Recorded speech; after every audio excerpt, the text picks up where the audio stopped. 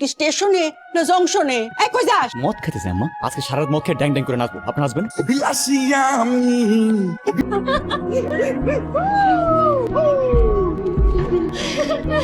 ওর মামার দেওয়া ওই লাক্সারি কোচ ওই বুড়া একাই দখল করে বসে। দরকার হলে বুড়াকে লাথি মেরে চলন্ত ট্রেন থেকে ফেলে দেওয়া হবে, তাও মামা একটা ব্যবস্থা করবে।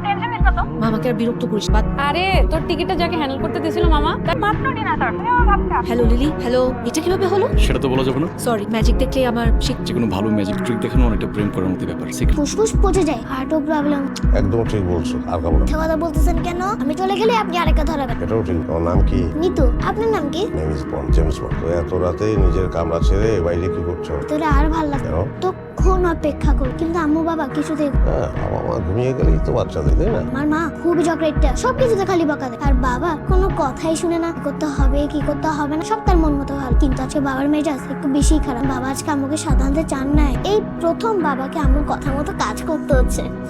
তোমার এই জামার রংটা কি তোমার বাবা পছন্দ করে? না, তা আমি ঠিক করছি। তার মানে লাল রং তোমার সব। কিন্তু ট্রেনে উঠে আমি লাল। আপনি জানেন না, লাল রং দেখলেই ট্রেন কখন কি দরকার পড়ে ঠিক নেই তো। এখন যেহেতু ট্রেন থামানোর প্রয়োজন পড়ছে না, বাইরে ঘোরাঘুরি না করে তোমার কাম। আমি আমার বাবার কথা আর আপনার কথা শুনবো। আপনি মন দিয়ে শিখুন। আবার কি হলো? আপনি কি আদর করে আপনার রুমমেটদেরকে নিতে বলে ডাক?